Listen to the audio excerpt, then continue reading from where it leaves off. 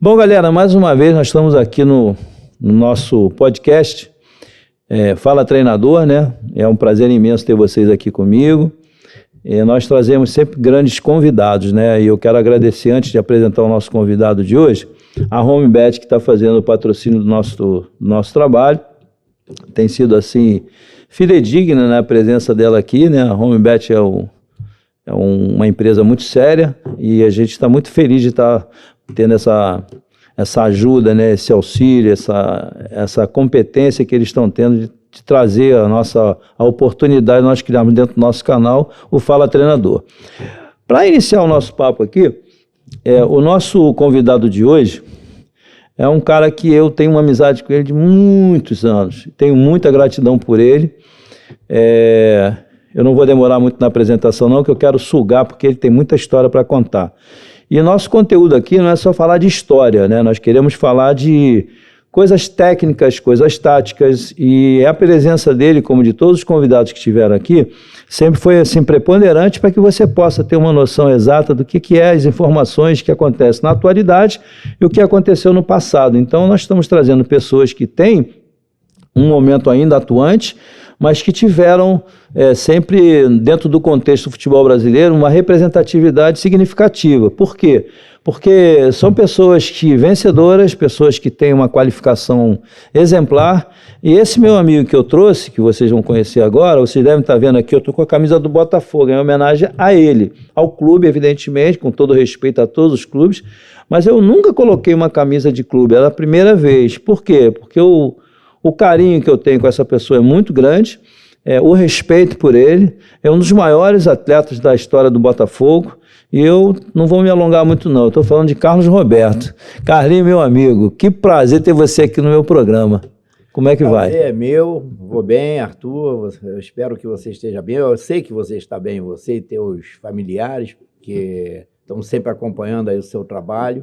Parabéns pelo trabalho, está indo muito bem, e a tendência é cada vez fazer sucesso, porque você te acompanhei também desde a época de que você jogava, depois treinador, preparador físico, depois treinador, sempre com sucesso, sempre atualizado, interessado, e poderia até ter ido muito mais longe pelo conhecimento, pelo embasamento que você tem dentro do futebol. Falo isso não por amizade, sim, por nada, pelo convívio que nós tivemos. Nós trabalhamos até juntos, né, no América Mineiro, e eu pude observar que você, além de interessado, conhecedor, tinha tudo para fazer sucesso, como você fez, né? Sim. E agora, nessa nova função aí, fazendo sucesso, e a tendência é cada vez brilhar mais. Pois é, Carlinhos, obrigado. Eu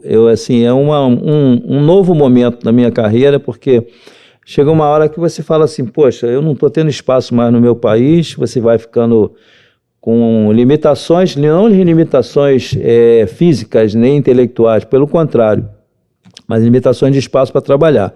E você vê assim, a gama de estrangeiros chegando, cada dia mais os treinadores brasileiros vão ficando à par da situação e à parte, né, do momento que está acontecendo, dessa revolução que houve no futebol brasileiro, haja vista que nós temos um tema para falar aqui sobre seleção brasileira daqui a pouco. Eu quero mencionar isso. Mas com relação ao Carlinhos, nós tivemos uma passagem. O Carlinhos me ajudou muito, né, na época que ele jogava. Eu nunca fui um atleta de nome. Eu me esforçava muito, eu era um cara que corria atrás, como sempre foi o meu perfil, e fazendo faculdade, tentando correr atrás de trabalho, e o futebol era um nicho importante para mim. E ele abriu portas para mim, e depois nós nos encontramos no América Mineiro, e ali eu tive um aprendizado muito grande. Então, eu não quero falar de mim, eu quero falar da importância que ele teve no momento em que ele, como treinador, que eu vou falar mais como treinador, antes de entrar na parte de treinador, Carlinhos, eu queria te perguntar o seguinte: você é considerado, estatisticamente, o segundo maior de todos os tempos que jogou com a camisa do Botafogo? Não, ou é o terceiro? Não, eu não sei. A estatística não... Olha, na verdade, eu nunca liguei muito para isso, não. Sim. Mas a contagem que eles fazem lá desde a época que comecei a jogar no profissional. Mas antes do profissional eu tinha jogado com camisa oficial do Botafogo, na escolinha, depois infanto-juvenil, depois juvenil, aspirante e profissional. Quer dizer, nada disso foi contado, só a parte profissional, né? E outra coisa, você sabe que eu não me lembro exatamente o diretor de marketing lá do Botafogo, que na verdade agora eu tenho 440, já diminuíram, primeiro botaram para 444 jogos com a camisa do Botafogo pelo profissional, sem contar conforme a base. A minha base. E aí era 444, eu, Quarentinha e Manga. Só que eles diluíram isso, botaram o Manga era um goleiro e Quarentinha era um meia. Isso, E o Manga com 444, Quarentinha 442 e eu com 440. E eles tinham um negócio assim, porque vinham outros jogadores que, para poder dar uma valorizada. Uma valorizada no jogador que estava para subir, se eu não me engano, foi até o Jefferson, que realmente atuou muitos jogos pelo Botafogo. Jefferson. Jefferson goleiro, né? Tá. Também, grande goleiro e tudo. Sim. E fizeram uma homenagem mais do que justa, mas foram diminuindo lá do Quarentinha, do meu, umas besteiras assim, sabe, que não tem nada a ver. Por quê? Você não pode estar empatado com um ou com outro, ou contar certo, enfim. E hoje muita coisa foi perdida justamente naquela venda do Botafogo de General Severiano, que foi lá para Marechal Hermes. Sim. Muita coisa, muita documentação foi extraviada. Não era informatizado, né? Por isso mesmo, entendeu? Então, nessas dificuldades. Agora, se eu for o 10º ou 20º, já tá bom pra caramba. O mais importante foi a oportunidade que tive num grande clube como o Botafogo, meu clube de coração, entendeu? Vindo desde escolinha, né? E tendo bastante sucesso, e depois tendo até a oportunidade, além de ser várias vezes campeão como jogador, também como treinador. Isso. Eu vou chegar lá, peraí. Então, eu queria falar o seguinte. Você passou pela escolinha do Neca. Para você aí que é torcedor jovem do Botafogo, né? Enfim, todo mundo que é do Rio de Janeiro, que tem uma faixa etária acima de 55, 60 anos, sabe que o Neca era um personagem do futebol de base do Botafogo, que depois trabalhou no Flamengo, se eu não estou equivocado. Ele formava grandes atletas, eram muitos atletas, e o Carlinhos começou lá. Carlinhos, como é que foi depois que você saiu dali do Neca, como é que você conseguiu chegar lá em cima no profissional, assim, de uma forma rápida, porque eu tenho muita coisa para te perguntar. Sim, para falar no Neca, porque o pessoal, muita gente não comenta o trabalho do Neca. O Neca foi o primeiro brasileiro a ter a ideia de fazer uma escolinha de futebol. A escolinha do Botafogo foi a primeira aqui no Brasil. Né? Não existia nem as particulares. Ele era pioneiro. Pioneiro. E outra coisa, o Neca foi campeão em 1926 pelo São Cristóvão, o único título que o São Cristóvão tem. Foi com ele? E o Neca jogando como jogador. E depois o Neca foi jogar no Botafogo e jogou numa linha onde tinha Geninho, só feras, só jogadores.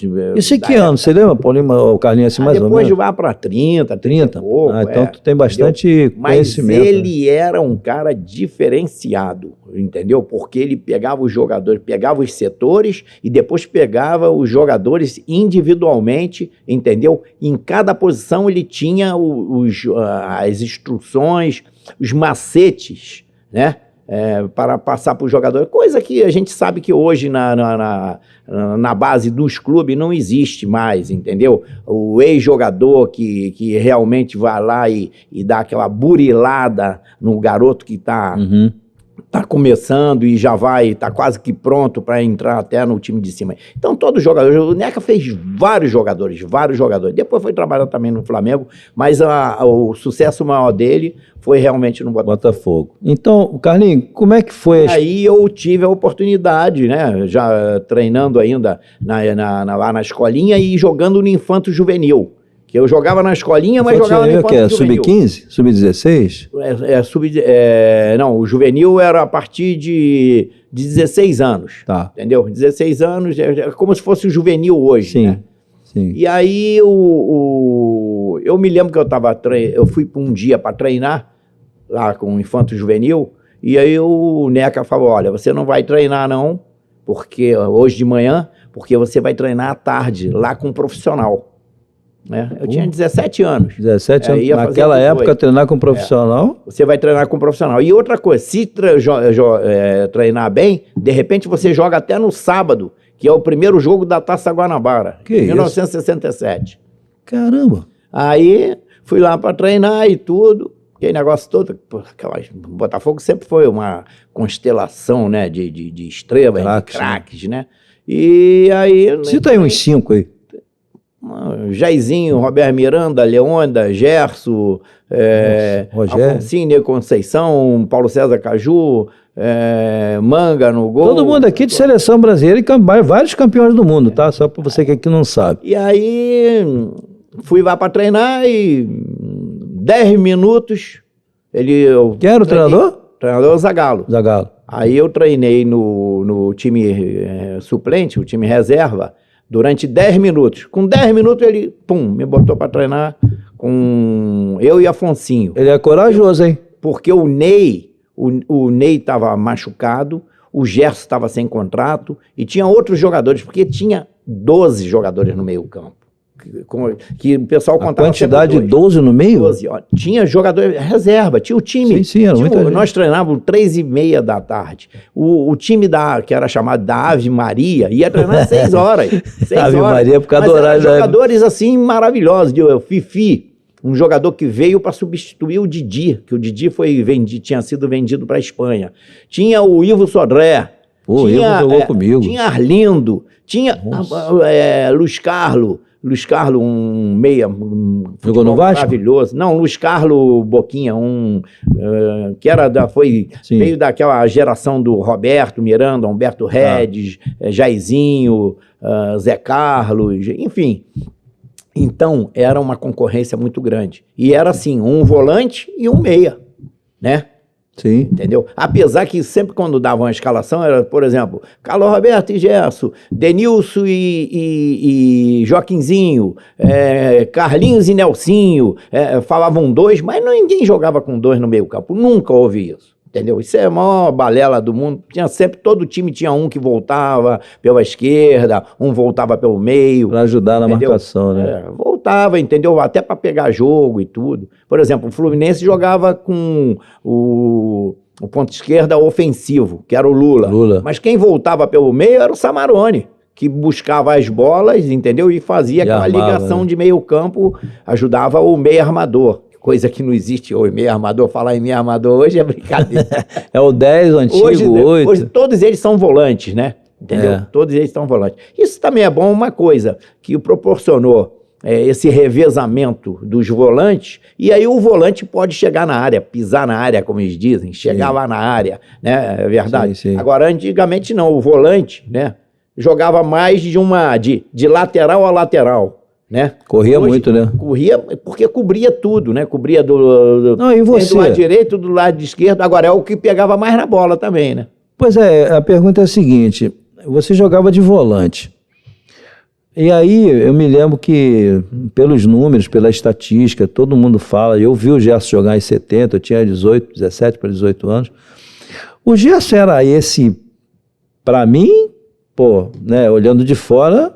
Mas você trabalhando com ele ao lado dele, ele era tão genial assim como falam? Muito. Genial, realmente foi. Quais eram assim as funções que ele fazia dentro do campo, que você fala como assim, que ficava em evidência? O Gerson é o seguinte, o pessoal até, muita gente fala assim, você corria pro Gerson. O Gerson corria muito, rapaz.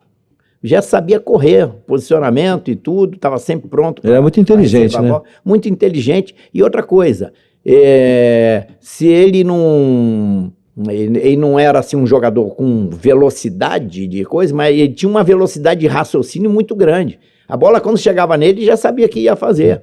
E uma das coisas que eu sempre notei muito, desde de garoto, fui muito observador, então eu falei, para jogar ali com o Gerson, porque a concorrência era grande, né? Nós tínhamos o Ney, o Afonsinho, o Arlindo, conforme eu falei anteriormente. E toda bola que eu pegava, que eu tinha oportunidade de dar para ele fazer, que era uma saída de defesa, a bola quase sempre saía lá do miolo da defesa, comigo. Então eu já meti a bola nele aonde? Na perna esquerda dele. Não dava nem tempo. Falei ali fora com o pessoal ali da staff, tava falando com o Léo ali, que a gente fala com o pessoal lá fora também, né? Aí eu tava falando, o negócio de dar a bola na perna do cara certo, viu aí? Isso é um ensinamento. Então os segundos, as frações de segundo que ele ganhava, ele já era rápido de raciocínio, aí ainda facilitava mais. Tanto é que muitas vezes que eu Ou seja, você era o passador, ele era o primeiro, você o primeiro, ele é o segundo passador. Ele, inclusive, ele já tinha visto, porque tinha jogado as nossas jogadas treinadas, né, de lançamento pro Roberto e pro Jairzinho, eram aquelas jogadas que eram ou nas costas do zagueiro central ou do quarto zagueiro. Aí existia uma conversa entre nós de que, tipo assim, quer receber a bola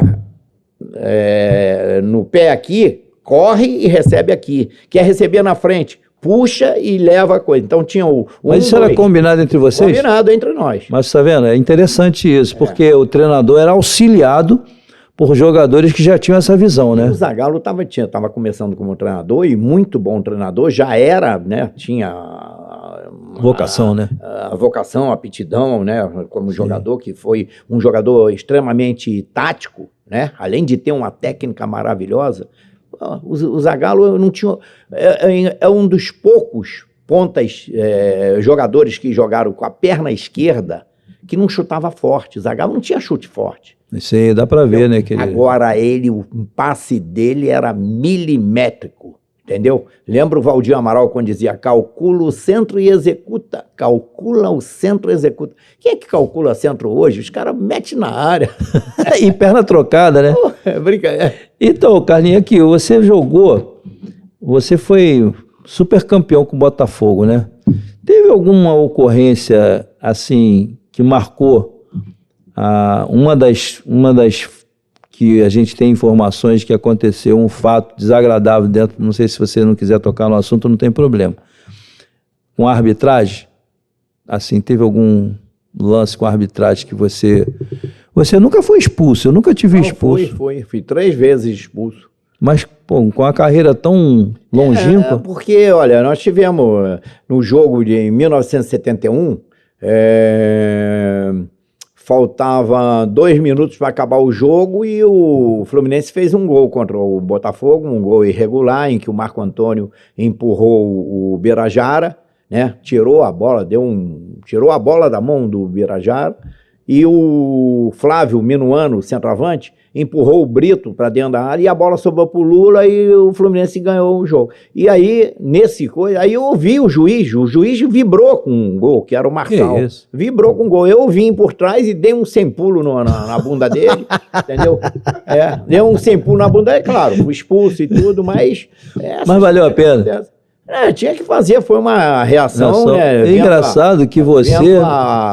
A atitude do treinador, do árbitro, pô. Não, o pior é ele vibrar, né? Que coisa engraçada. Não, vibrou, é engraçado, né? Aí ficou aquela coisa toda e ficou marcado por E o Garrincha, hein? Você viu de, assim, próximo, chegou a ver? Bem próximo, não joguei com ele, mas sim, desde mas garoto... você treinava lá, né? Porque, não, quando treinava em General Severiano, mas quando o campo de General Severiano ficava muito ruim, eles vinham treinar no campo lá do Nova América. Que era da fábrica Nova América, que era do diretor do Botafogo, da família Fabiano, entendeu? Então eles iam treinar lá. Então onde é o Engenhão hoje, né? E aquela geração toda de Garrincha, Didi, Quarentinha, Amarildo, Zagallo, foi a geração que foi a nossa referência, né? Depois veio o outro grupo também vencedor, né?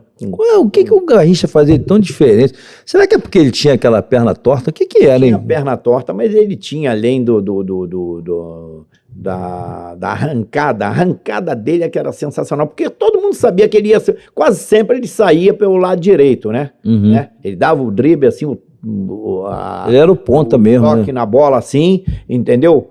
Pro lado direito. Agora, era também para você ver, ele dava o toque, a bola nunca saía pela linha de fundo, ela ia até perto da linha de fundo e ele centrava na cabeça dos jogadores, entendeu? O Garrincha foi tão excepcional numa coisa. O pessoal não comenta isso não, mas eu sempre notei, né, na época existia uma coisa, tipo assim, o cara é ponta direita, joga ali pela ponta direita. O cara é ponta esquerda, joga ponta esquerda. E naquela época existia uma coisa entre os jogadores. De todos os times? Em todos os times. Tá. Se, por exemplo, um cara caísse, o cara é ponta esquerda, aí fosse lá fazer a função de um outro jogador, ou um cara que fosse defensor, o cara falou, porra, vem cá, tu quer me quebrar, o caramba, tu vem pra cá, disso, aquilo. Então, e o Garrincha obedecia isso, o que reinava, o que pediam para ele fazer. Era o lance da época entre os jogadores, a questão de ética entre os jogadores, a questão posição, né? Cada posição, disso, daquilo. Claro, um desloca um ou outro e tudo, mas não tinha isso. Agora, o Garrincha jogava ali pelo lado direito, mas o dia que precisou do Garrincha fazer gol de cabeça, que foi na Copa de 62. Ele fez gol de cabeça, de perna esquerda, de perna direita, gol da entrada da área, assim, né? De uma, ele é um centroavante. Então, rapaz, ele fez tudo ali com a ausência do Pelé, né? Apesar que o Amarildo entrou muito bem, mas aí ele começou a fazer outras funções, entendeu? E aí, pô, fez gol de perna esquerda, gol de cabeça, coisa que ele nunca tinha feito. Então eu te pergunto, se ele estivesse jogando como o Pelé jogava no Santos, naquela função ali de 10, de encostar no atacante, ele seria uma ainda mais expressivo do que ele foi lá? Com certeza. Olha que dado importante. Porque ele estaria entendeu? Ali mais próximo do gol. Ele jogando pelo lado direito, pela extrema, como ele jogava, ele realmente ficava mais limitado, fora de ângulo, né? Para finalizar, né? Para finalizar. Entendeu? Ele era o assistente, né? Agora você chegava em correr. Olha, tem uma série de jogadores centroavantes que jogaram no Botafogo, Dino da Costa, China, Amoroso, todos eles fizeram muitos gols com o passe do Garrincha, que ele ia no fundo de Vavá na Copa do Mundo, o Altafini, o Mazzola na Copa do Mundo, e ele chegava nas excursões e falava assim, cara, quer jogar aqui na Itália? Tu vai fazer 2 gols hoje, fica só por ali. E ele driblava todo mundo e... Teve até um jogo, acho que foi na Itália, o pessoal conta, não é da minha época, que ele driblou todo mundo e ele podia fazer o gol e ele esperando o centroavante chegar para dar o gol pro cara, para o cara fazer o contrato lá. E ele era de uma humildade, né? E o Pelé, hein? Pelé eu já tive, assim, mais contato, né? Entendeu? Você jogou no Santos, né? Mas não com o Pelé. Sim, mas você jogou a despedida? Joguei a despedida lá em New Jersey, lá Botafogo, Santos e Cosmo. E o Pelé jogou o primeiro tempo pelo Cosmo, o segundo tempo pelo Santos. Entendeu? E fui numa seleção que era para jogar, acabou que eu me machuquei no treinamento um dia antes. E aí não joguei, acabou jogando até o Ney Conceição, que também jogou muito bem, que era um grande jogador. E no Chile, logo depois da Copa do Mundo de 70. Não, peraí, só para entender, você está se referindo a uma possibilidade de você ter sido convocado, não teve? Em 70, alguma coisa assim? Em 70 eu estava entre os 40, tá. E inclusive com o meu terno pronto, disso, daquilo, e estava naquela expectativa de viajar a qualquer momento. E o Zagallo ligava de lá, do México, e ligava, o Carlos Roberto está treinando, tá sem contusão, isso, aquilo, porque houve um negócio, acho que houve um desligamento. Lá, primeiro do Leônidas, que chegou de lá e tudo, como se tivesse machucado, 3 dias depois já estava jogando no Botafogo, não tinha nada. Depois desligaram o Joel Camargo, mas ele continuou na delegação. E aí ficou o Fontana, e eu acho que eles não estavam sentindo tanta confiança lá no Fontana, que recuaram o Wilson Piazza para a quarta zaga, o Piazza assumiu a quarta zaga e o Clodoaldo ficou como titular no meio campo. E com o Clodoaldo não tinha nenhum outro jogador, não tinha um outro suplente, não tinha outro reserva. E naquela época ficavam convocados 22 jogadores, só que eles lá tinham um lance também, para não ter mais jogador do Botafogo, nem do Santos, porque eram os 2 times que era a base da seleção, Santos e Botafogo. Então, para não ficar a coisa, eu acho que foi por isso que, de repente, Até... Questão política também, né? Então, aí, o que eles fizeram? Foi a primeira vez que o Brasil ficou com 3 goleiros, né? Porque o titular era o Félix, tá. o reserva o Ado, e o terceiro goleiro ficou sendo o Leão. E teve um fato assim que aconteceu no aeroporto, uma vez, entre o Manga e o Gilmar, que o Gilmar era o goleiro do Santos. Aí, acho que você contou uma vez um fato que eu ri muito desse fato, se você puder. Eu não quero fazer o programa isso aí foi sobre a questão do passaporte. Me contaram isso de coisa, porque tinha o pessoal, quando reunia tanto no time, como no Botafogo, como na seleção, tinha sempre os comentários de coisa. Então, comentaram lá de que o Manga sempre foi... O Manga foi um goleiro excepcional. Para mim, foi o maior goleiro que eu vi na minha vida, entendeu? Se não houvesse alguns probleminha lá, entendeu? Um fenômeno, realmente. E aí,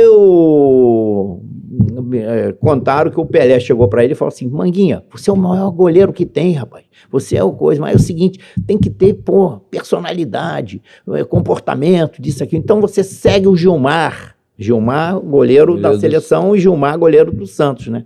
Então, o que o Gilmar, aí o Manguinha, é assim, tá bom. Aí foi.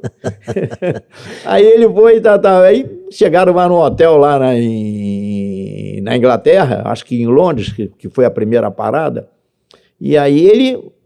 e o jogador antigamente não tinha assim aquele negócio do supervisor ir fazer a divisão dos quartos. Ele que se virava. Então, cada jogador com seu passaporte aqui no bolso e tudo ia lá, e o cara falava, what's your name? Aí fugiu mais, e o Manguinha atrás, só ouvindo. Aí chegou, what's your name? Ele, Gilmar dos Santos. Quer dizer, porque... Gilmar dos Santos, ele era atleta do Santos. O nome dele. Aí ele, aí o Manguinha já naturalmente devia estar pensando, é assim? Tá bom. Aí ele falou, next one, qual o próximo? Aí ele, what's your name? Aí ele, Manguinha do Botafogo. Caraca, Manguinha botou no diminutivo. Porque todo mundo chamava ele carinhosamente lá no Botafogo. Manguinha, Manguinha, Manguinha. Pô, mas ele era uma figura marcante, né?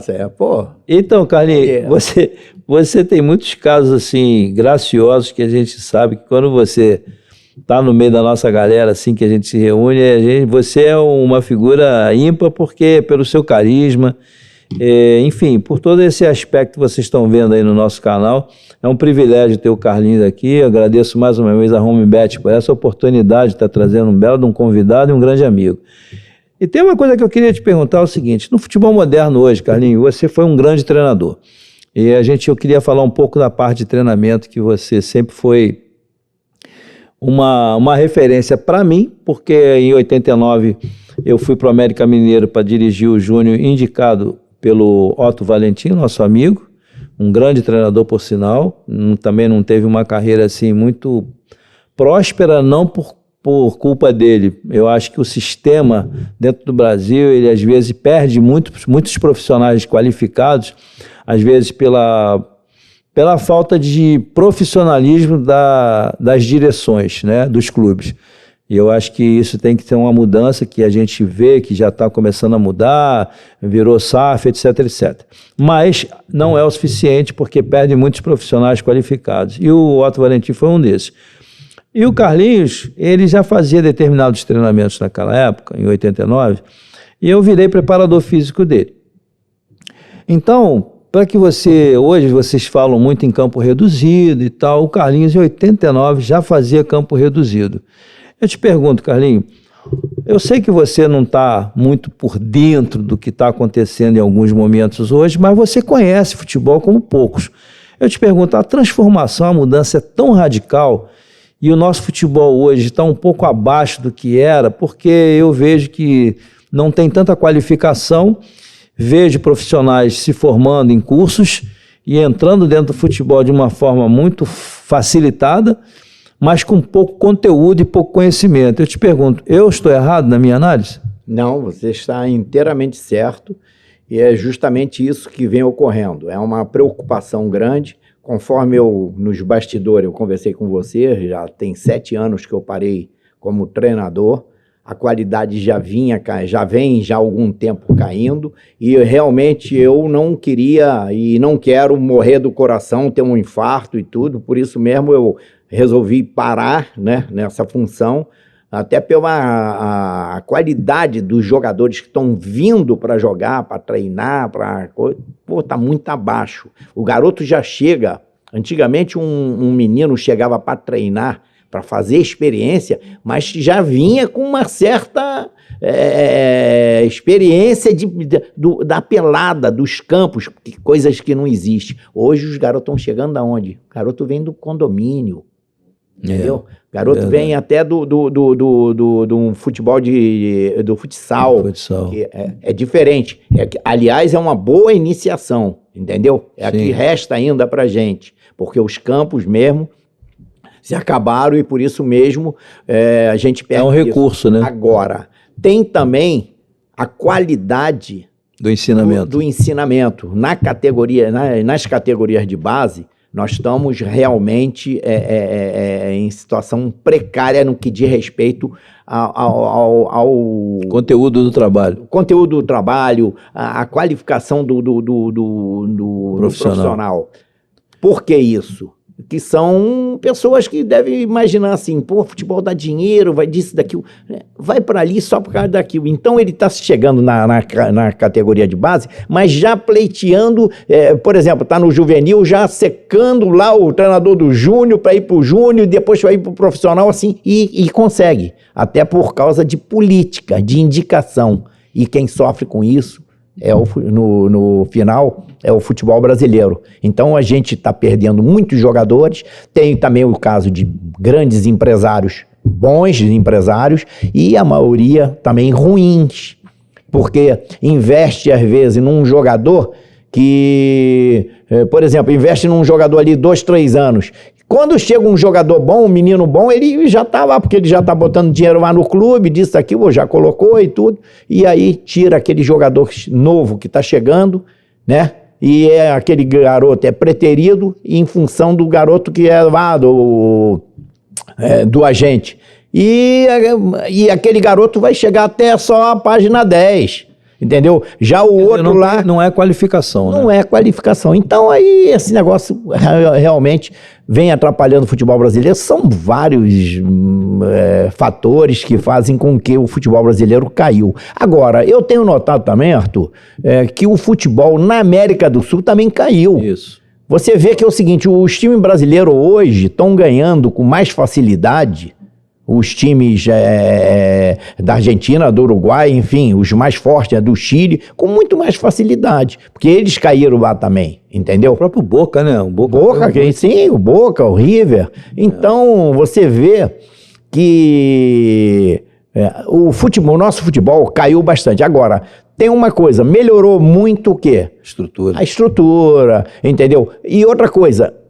já vem aí de uns 6 meses que o futebol tem melhorado, tá mais dinâmico, entendeu? Mas sempre todo mundo jogando da mesma maneira. Você vê, haja vista a Copa do Mundo. Copa do Mundo foi campeão a Argentina.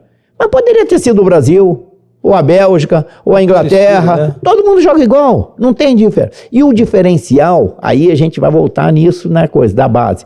Não tem um jogador lá na base, quando chega, e que tem aquele talento disso aqui, os caras estão cortando o menino ali, tolindo, né, a coisa, limitando o desenvolvimento, a capacidade individual do jogador. Isso. Que a nossa coisa, você imagina que é o seguinte, você faz um ataque, um contra-ataque, 4 contra 4, 3 contra 3, 2 contra 2, você driblou um, já ficou numericamente superior. Isso não tem mais, não tem. Olha só, você falou uma coisa aí agora, numericamente. Eu queria, Rodrigo, dá para você colocar aquele... Carlinhos, eu vou colocar um negócio aqui para o nosso internauta aqui dar uma olhadinha. Um trabalho que a gente já vem desenvolvendo, eu fiz na Coreia, esse aqui foi um trabalho de 2008 para 2009.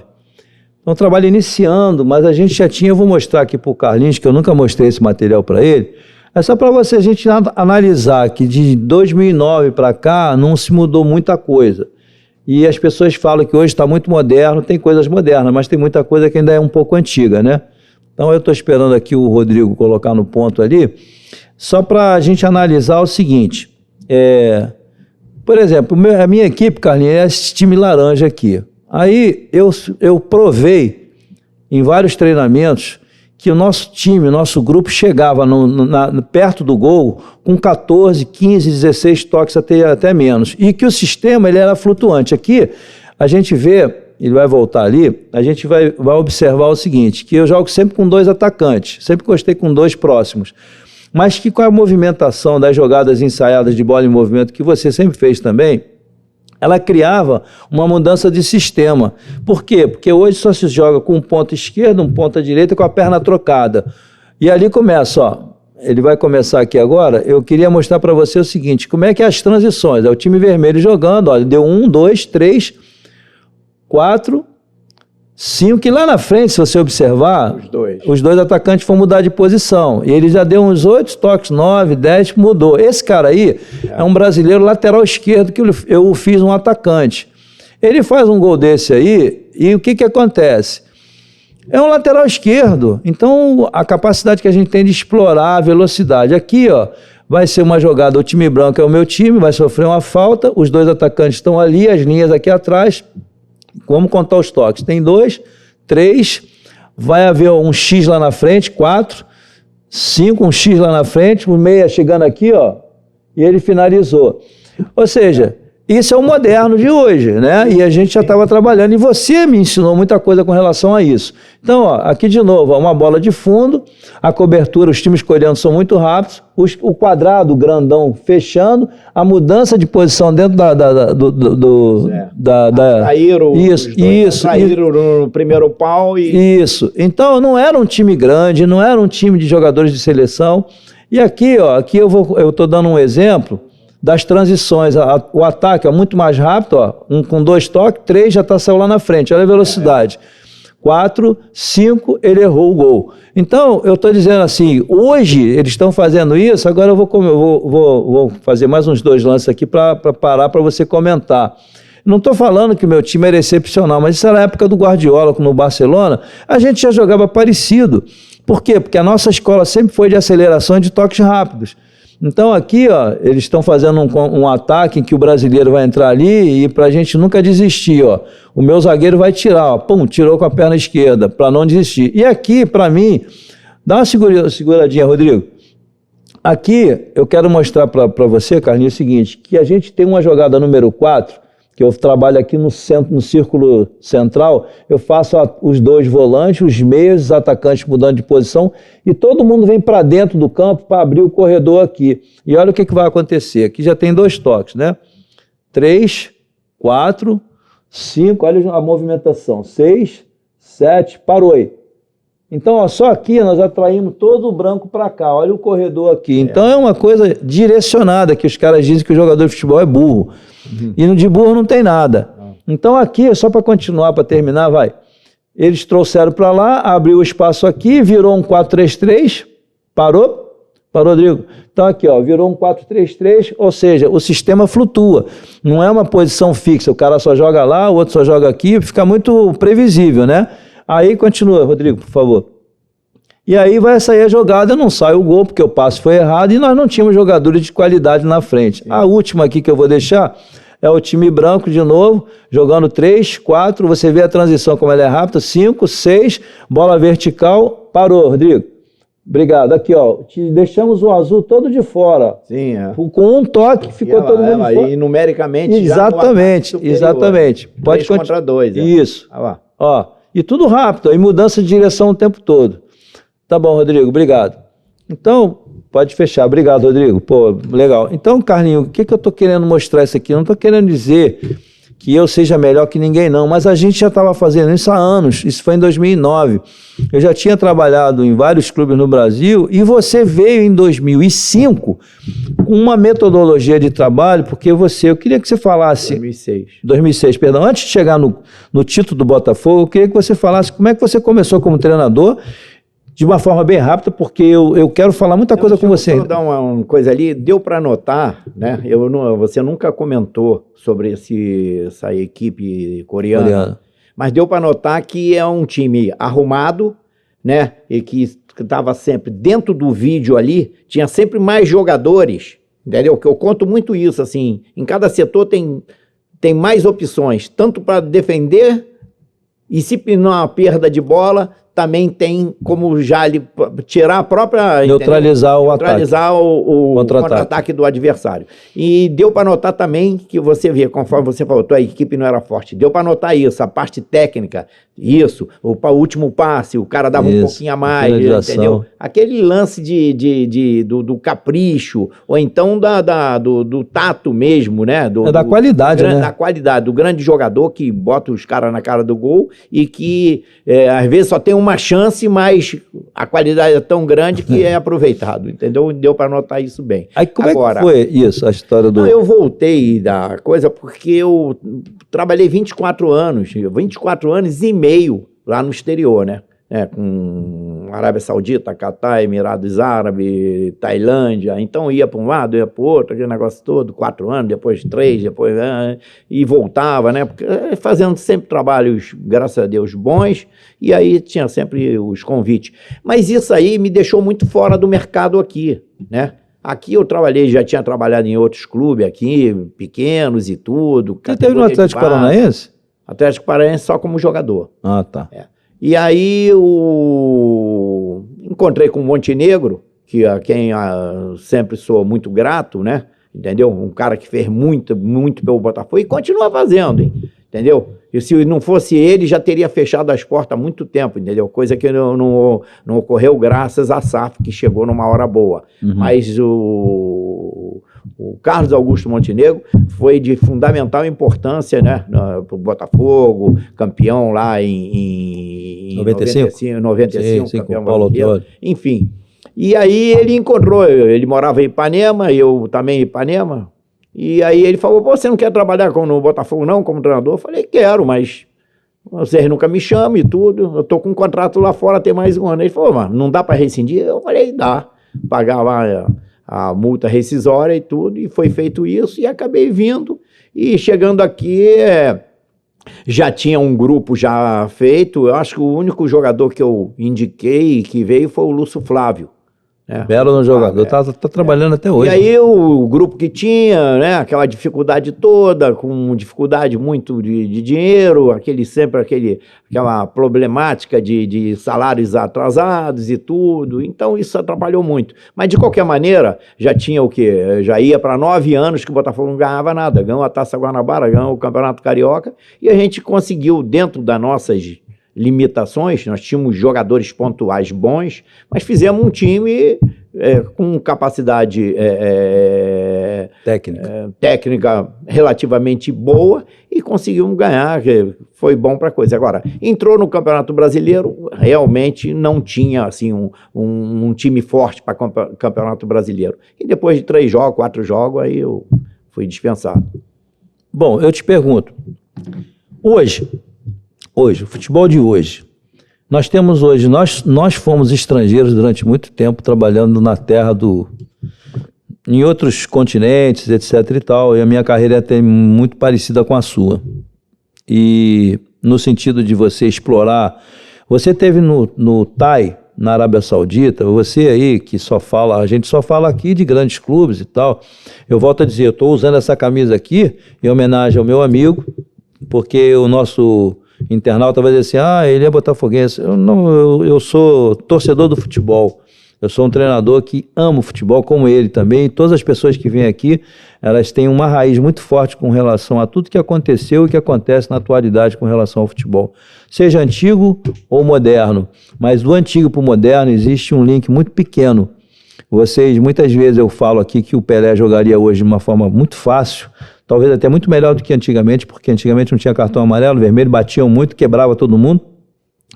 E não tinha expulsões como tem hoje. Hoje tem o VAR, tem isso, tem aquilo, você elimina o cara rapidamente. Então o Pelé seria absurdamente muito mais assim. O Garrincha nem se fala, né? Os dois, né? E muitos outros atletas que você trabalhou. Então, Carlinhos, eu te pergunto o seguinte, há necessidade de nós importarmos, nada contra, eu estou aqui me referindo aos estrangeiros, mas há necessidade de trazer tantos treinadores estrangeiros em que eles não têm um background assim adequado para chegar num país que é pentacampeão do mundo, que é semifinalista, finalista várias vezes. Você acha que há essa necessidade? Eu acho que não, né? apesar de que nós, brasileiros, nós sempre também trabalhamos lá no exterior. Perfeito. Eu acho que essa Tem espaço para todo mundo, né? espaço todo mundo. Essa interação, entendeu? Esse convívio. É bom disso daqui. Agora, a gente pergunta o seguinte, como é que você vai ficar tanto tempo perdendo e continuar? Entendeu? Uhum. Coisa que já aconteceu aqui, e vem acontecendo. Sim. Né? Então, você vê que o pessoal tem muito mais paciência com um treinador estrangeiro do que com um brasileiro, que perdeu 3, 4 vezes, já sai, entendeu? E outra coisa, e nesse tempo todo que você perde, não, arrumamos o time agora, disso, daquilo, tá? Mas vem cá, você ficar 1 ano, mais de 1 ano, com um time ruim, pô, é um prejuízo grande.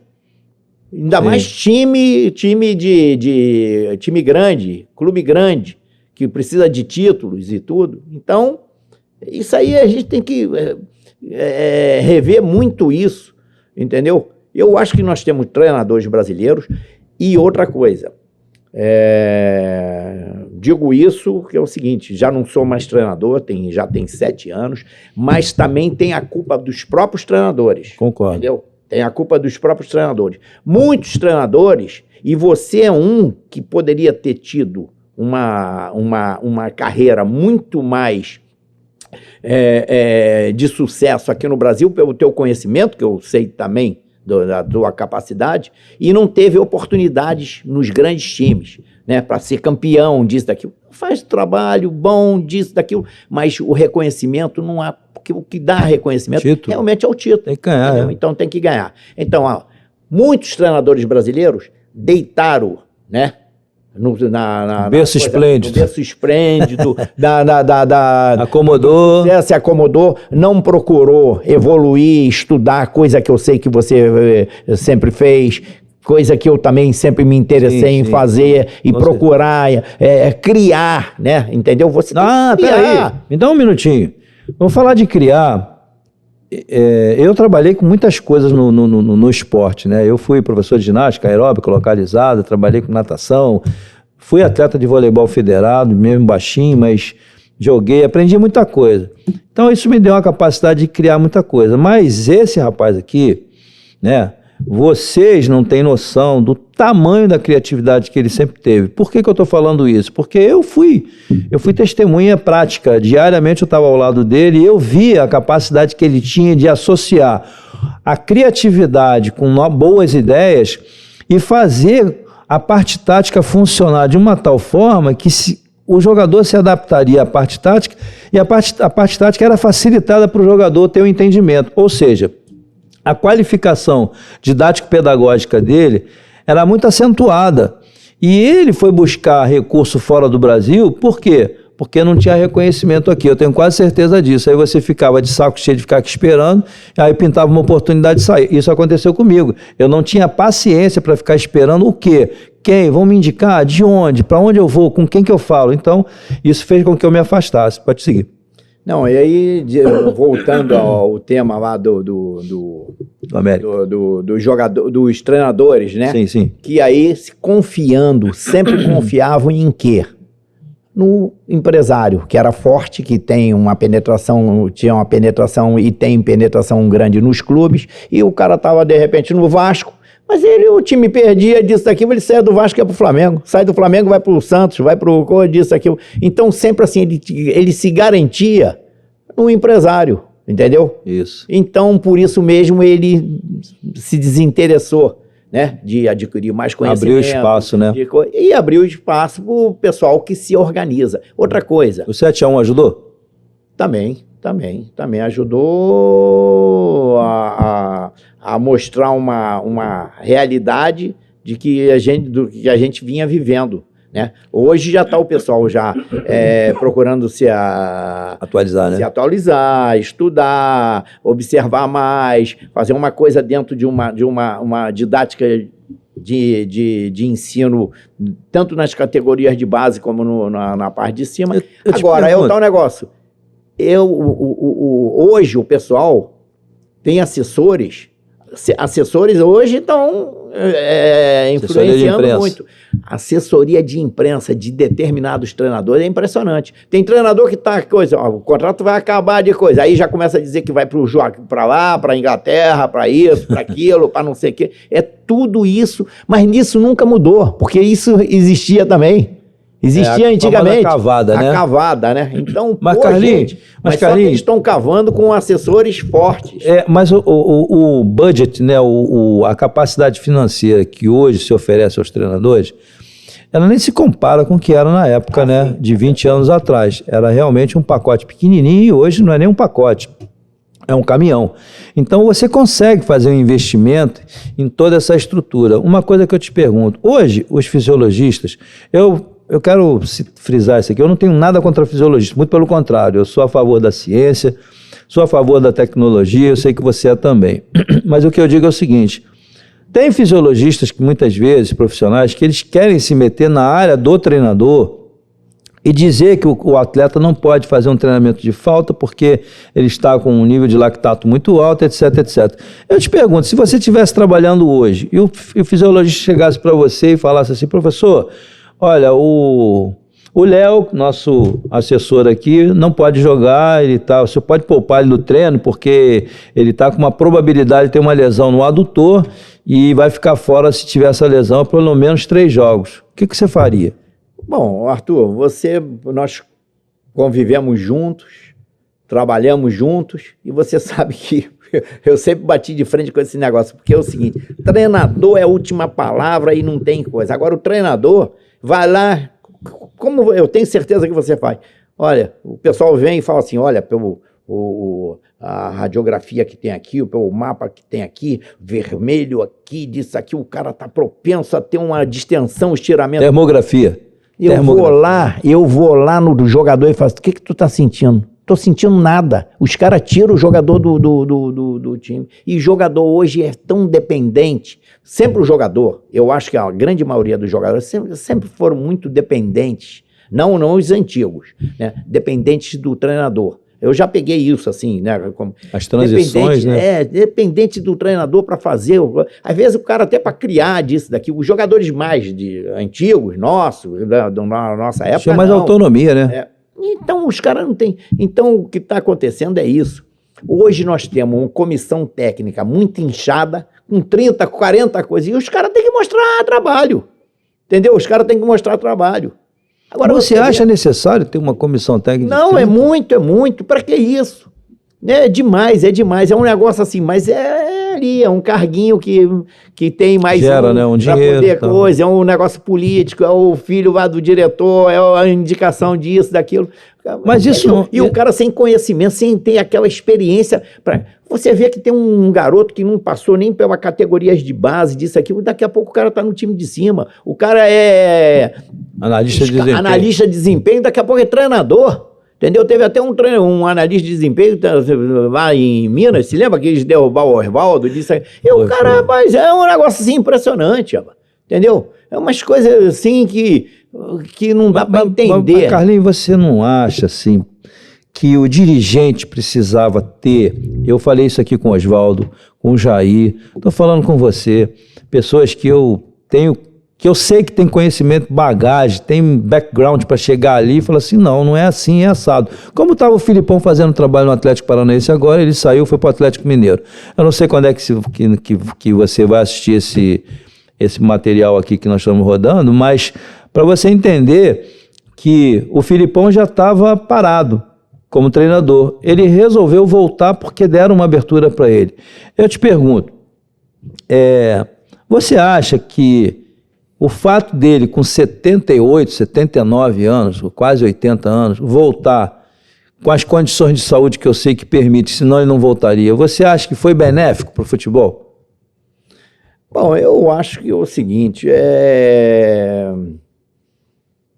é difícil, né? Cada um é cada um. Agora, eu não sei, do jeito que eu estava falando até da minha pessoa, no que diz respeito à saúde, de preservar. Eu quero viver muito mais. Você sabe que quando você está numa coisa, e a idade vai chegando, e aí você vai sofrendo as consequências também, né? De uma adrenalina como porra, a gente passa lá no futebol, a responsabilidade que tudo é do treinador. O time ganhou, todo mundo ganhou. O time perdeu, é o treinador. Então, se a pessoa já tem uma situação estabilizada disso, daquilo, eu acho um risco desnecessário, mas cada um é cada um. A gente não pode, entendeu? Agora, que tira também oportunidades de um bom valor, um bom treinador que está surgindo, disso, aquilo. Agora, você estava dentro da coisa, você desviou um pouco. Eu ia te perguntar sobre a direção técnica.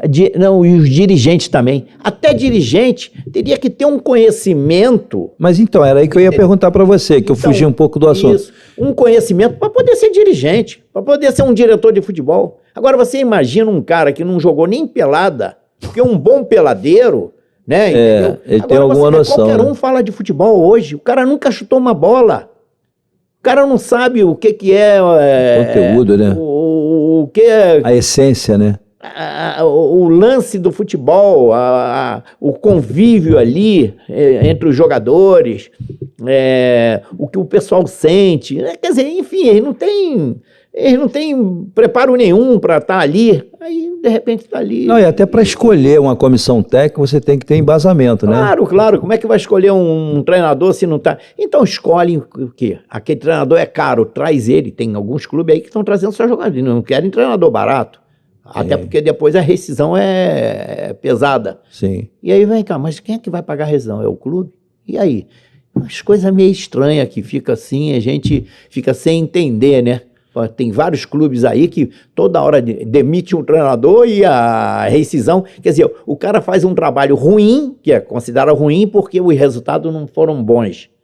Mas aí depois ainda tem a recompensa. Tem a recompensa do da trabalho multa ruim. rescisória, te dou aí sei lá quantos milhões. Então aí a gente fica muito... Mas você não acha que isso esvazia um pouco a nossa qualificação? Assim, porque, por exemplo, você hoje... Se a SAF do Botafogo falasse assim, Carlos Alberto, você gostaria de ser o diretor de futebol aqui no Botafogo? Eu acho que se encaixaria perfeitamente. O que você acha disso? Acho bom, seria bom. Eu acho que os clubes, poucos clubes aproveitam os ex-jogadores que têm condições de fazer um bom trabalho, de ser até um chefe lá do scouter, o antigo olheiro, né? Do enfim, cara da estatística. Então, isso aí tem que... Eu acho que os ex-jogadores que realmente têm uma didática para determinadas funções dentro de um clube de futebol, teria que ser aproveitados. Agora, por exemplo, o Abel está no Vasco, né? Sim. Assim, aí a gente ouve pouco ele se pronunciar, né? Porque eu acho que, não sei como é que funciona, até a própria mídia hoje, mas, né? Até... Com certeza está passando a experiência dele. O Maurício, né? Uma vasta experiência que ele tem disso, aquilo, e passando lá num clube que ele jogou, que foi ídolo, e que foi campeão como jogador e treinador, enfim, isso aí é que o Vasco está fazendo certo. E dentre os clubes que a gente acompanha aí, eu acho que quem é que revela mais jogadores? É o Fluminense, não é o Fluminense? É o Fluminense. Agora você vai ver lá na base, tem vários ex-jogadores, entendeu? Não, é verdade. Paulinho Carioca, tem muita gente. E aí você vê os outros clubes, não, é uns meninos que andam assim, com todo respeito, anda 10 para as 2, nunca chutou uma bola, anda assim 10 para as 2. Como é que vai ensinar? Como é que fala? Como é que ensina? Como é que vai bater assim? E vai a nova literatura? Ser... A nova literatura que não permite o treinamento de fundamento, né? E só permite os pequenos jogos. Isso nasceu Mas vem cá, mas antigamente você não tinha uma preparação física tão boa como está tendo hoje. Não tinha aquele suporte... nutricional. O suporte em todos os sentidos, né? Em todos os sentidos que o jogador tem hoje. E o jogador queria coisa. Olha, no Botafogo e nos outros clubes que a gente é sabedor disso, você chegava assim, Carlos Roberto, eu vou te poupar. Não vai me poupar nada, não. Eu não quero ser poupado nada, não. Que vai me poupar? Eu vou poupar, porque antigamente é o seguinte, em cada posição tinha 3, 4 jogadores bons. Pô, tu perde a posição, meu irmão. Machucou, saiu, entra outro e...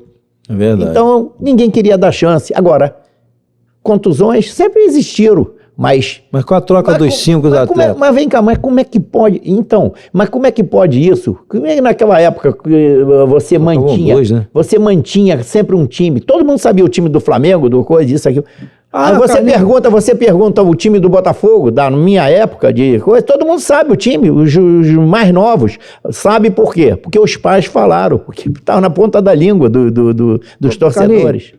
Rapaz, eu não posso deixar de te perguntar, quantos jogos você faziam na época que você estava jogando por ano? 70, 75, 80. Tá legal. 70, mais 75. ou menos a mesma coisa. O gramado era pesado? Gramado é pesado, ruim, buraco. Maracanã era grama alta para poder ter aquela conservação, porque eram muitos jogos. O horário que jogava aspirante 1h15 e profissional 3h15. Depois passaram para 1h30 e depois 3h30. E chegava no verão, não tinha aquele negócio de botar mais coisa, não. Eu lembro. Jogo de noite era com bola branca. Os clubes pequenos que não tinham muitos recursos financeiros, pintava a bola era mais pesada ainda. Os uniformes, tudo pesado, chuteira cheia de prego, disso, daquilo. Gente, é tudo bem pior. Hoje é bem melhor. Hoje você joga com uma chuteira, parece uma sapatilha. Mas entendeu? Deixa eu pegar aqui. Se você pegasse aquele grupo do Botafogo, vamos pegar o Botafogo, que é a referência hoje é o Botafogo, trouxesse para hoje, como seria dentro do cenário nacional hoje? Seria muito mais fácil, Arthur. Porque estaria com todas essas condições que são dadas para o jogador. Mais qualidade, né? Qualidade, salário em dia, disso aqui. O Botafogo, a nossa geração, a geração de Manga, Cal, Moreira, Zé Carlos, Leôncio, Valtenci, Carlos Roberto e Gerson, Rogério ou Zequinha, Roberto, Jairzinho, Paulo César, e fora tinha Ney, Afonsinho,